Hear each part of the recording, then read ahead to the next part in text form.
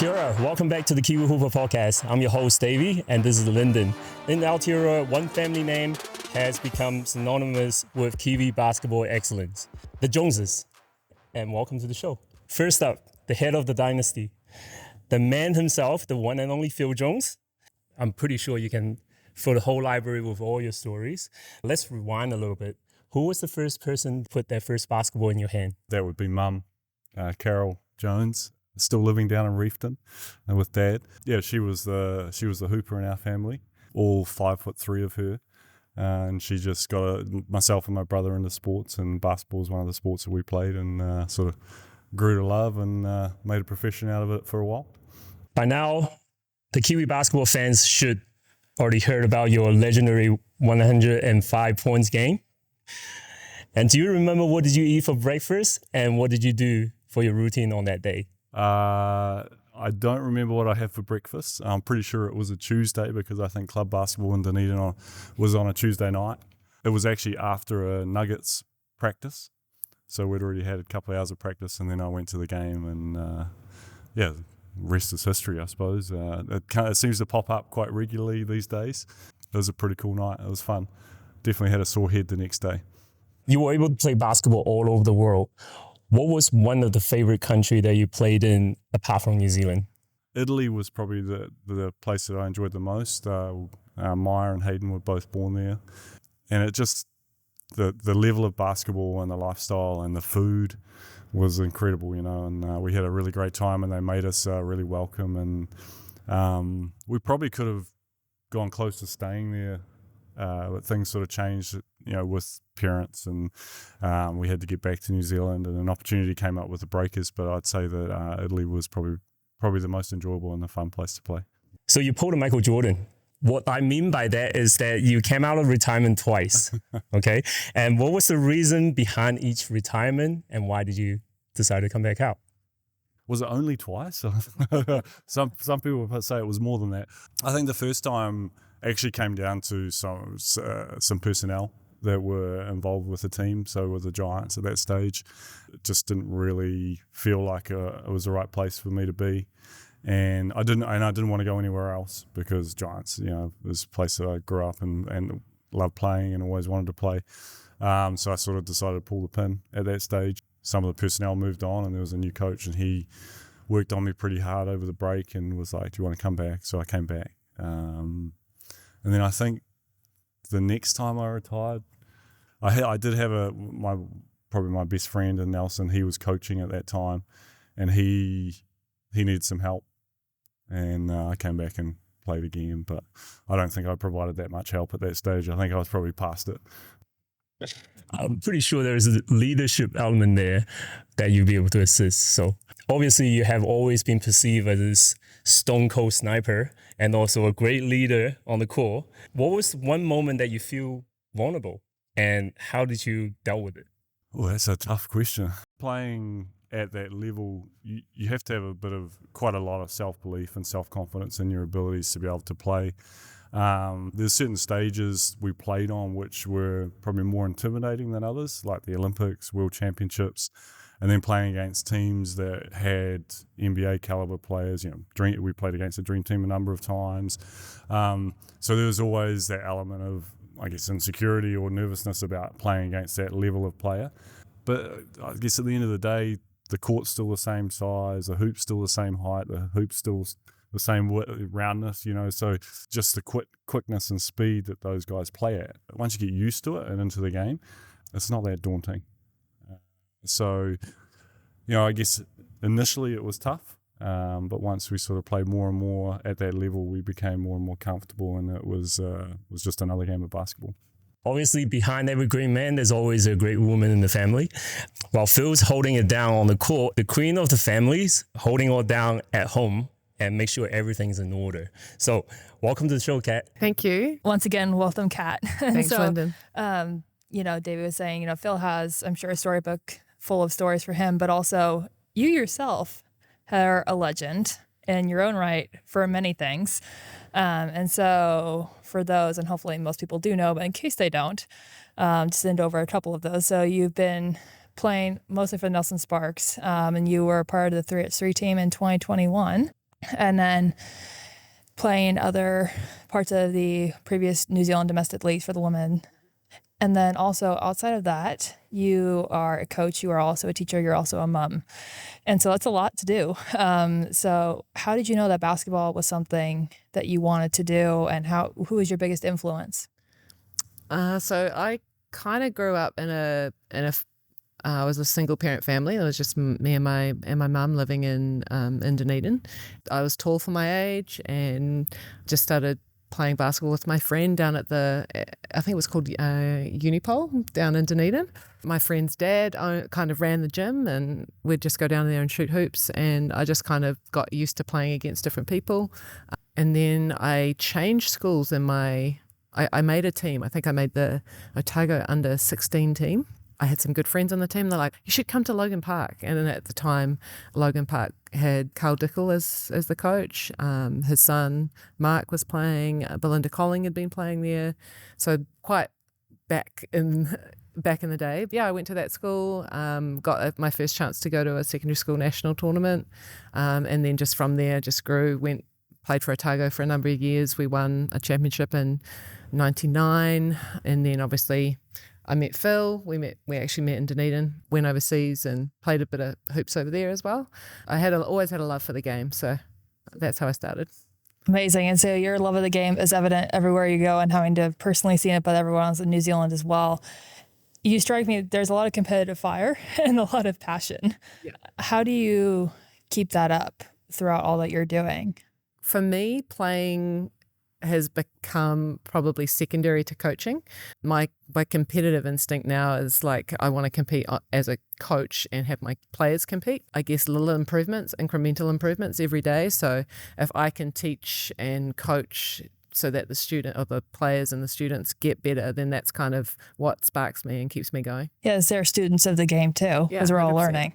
And so you mentioned after you met Phil, you guys went over to overseas for a little bit. So what are some of the sacrifices or the things that or the choices that you kind of had to work with as the wife of somebody who's playing professional basketball, and even somebody who's been playing overseas yourself? The only reason I did play overseas actually because I was traveling with Phil, and it was before we'd had kids. And I was just wanting to play. So I played in a little team in Greece, and I played in Finland, and then I played in Italy as well.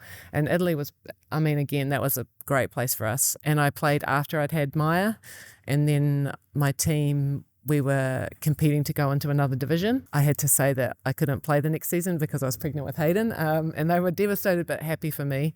And in the end, I ended up playing again for them. I think I went to my first practice 3 weeks after he was born. I don't know. I did some crazy stuff. Like I missed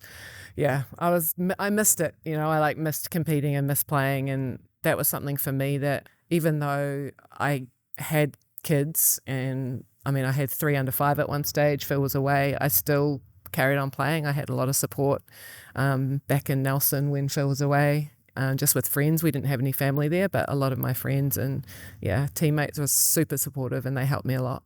Oh, that is superhuman strength at its finest. ACL injury. Oh, dear. If you're one to elaborate. So I did my ACL in the WBC final in 2012, I think. I thought I could go back on after I did it, but I talked to Marty Davidson, who was refereeing, and he's a physio.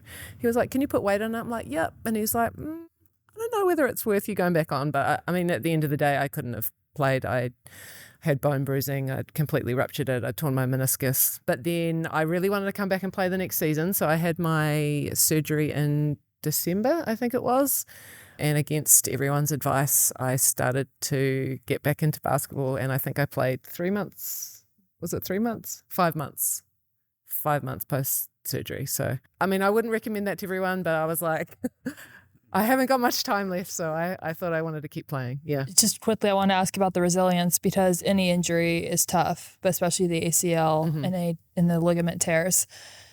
The resilience to come back from that, and something that we've mutually talked about, is talking about the resilience that, just you need in sport and in life. 100%. How did, your character, I'm sure, was already strong, but then adding on to that from that experience, what did you learn?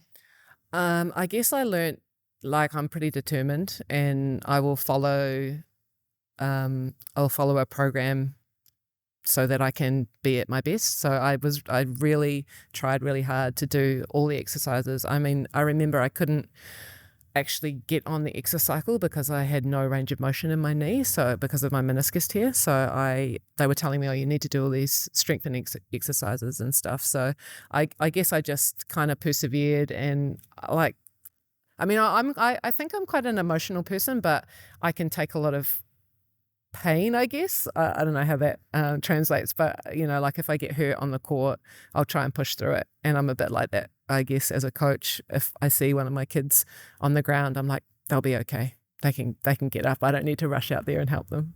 Yeah, so I learned the independence and again the resilience and the character building for sure. Yeah. Oh, amazing. Thank you for sharing that story. So now we're going to move to the next man of the family, Hayden. You have been carrying the Jones family name on in a very big way, but you've also really been carving out your own identity as a basketball player. It's been amazing to watch you, just flourish, but we could be here all day talking about the accomplishments that you've already had, but just to name a few. So 2023 was huge. So debuted for the Nelson Giants, also won the under 17 national MVP. There was an under 17 championship in there with age groups, just to name a few. So welcome, Hayden. Oh, how's it going? What are some of the biggest lessons that you've learned from playing in a professional team as a 16-year-old? I guess it's kind of a lot different to playing against younger guys. It's a lot more physical, a lot faster. You got to be quite fit for it. From me going from being like a leader in my school team to going and learning from Sam Dempster, Tom Ingham and people like that, it's a pretty good learning experience. How have you been working on being able to carve an identity for yourself outside of how people see you? I've always grown up being known as Maya Jones's brother or Phil Jones's son. I guess changing my hairstyle so I look a little bit different, but I guess he's not really pushing me to be like him. It's just play basketball, really. You obviously have a lot of role models within your family to look up to, but who are some of your basketball role models, would you say, outside of that? Mike Fitchett, the Giants coach. I've always had my dad as a coach. My mum's always been there, and Fitch has been my other coach. But I guess just any of my other coaches, like Leighton Haddleton, who was my New Zealand coach. Some of my school teachers, they're, I guess, been pretty good for me growing up. Is there any EuroLeague or NBA player that you watch or try to emulate your game after? I like Steph Curry because he likes to no shoot. said. Yeah, Steph Curry. I quite like Anthony Edwards. Following everyone's footsteps, but she is someone can hold her own. Welcome, Ava. How would you describe your game? What sets you apart? My position on the court, sometimes I feel like I should be a big. I'm actually bringing the ball up and things. A tall guard, kind of handling the ball, able to handle the ball, but if you want to get down to the post, you'll be able to do so. Yeah. What are some of the key takeaways that you learn from your sibling when it comes to working towards your goal in basketball? Be confident. Hayden always pushes me and tells me to be aggressive and shoot the ball when I get it. So if I get the ball, just be confident and shoot it. That's what A was basically saying. Being confident in your ability to play basketball, not shy away from the opposition, even if they're bigger, stronger. You got to go out there and look to be aggressive and score. Now, who's your favorite basketball player? I've always just watched the NBA. My favorite team's the Warriors, so probably just Stephen Curry. Yeah, Klay Thompson. So. Thank you. So now that we've gotten to know you all a little bit in general, we're going to do some quick fire questions. So out of all of your years of coaching the kids and just being even kind of as a parent, what is the best piece of advice that you've given them? Shoot. Shoot it when you're open. There's playing basketball and there's playing basketball the right way. Probably one thing that I'm proud of the most with our kids is they're all great kids and they compete really hard. They play the game the right way. They're respectful of their opposition. They're respectful of their teammates. They're all different personalities, but they're all competitive and they love to compete and play basketball. So it's nice to see that they've sort of turned out that way, and hopefully that continues to grow in them, and they have some really good opportunities with their basketball in the future. Yeah, and as somebody who's been able to interact with everybody can totally confirm 10 out of 10 people. Very well done on the kids. And yeah, you all are just amazing people to know and be able to work with. So now we're going to shift over to you, Kat. Thinking back to your playing days, what was your go-to move? Playing defense? No. Probably a shot fake, go left, pull up from the corner. Yeah, that would be me. Yeah, short corner. Who is the most famous person in your phone contact? Other than my husband? Well, Piero's in there, Cameron. So he's pretty famous. Basketball Hall of Famer. So Dylan Boucher. Hey, Dylan. He's in there. Ed Book, Lisa Book, all basketball people. Star, bench, and trade. All right, 3 players, star, bench, and trade. First person, Mike Overcorner, and Pero Cameron, Dylan Boucher. whoa, that's tough. I think they're going to get to see this, right? So start, bench, and trade. I'll start Mika. Dylan will be great to come off the bench, and Pero will be traded.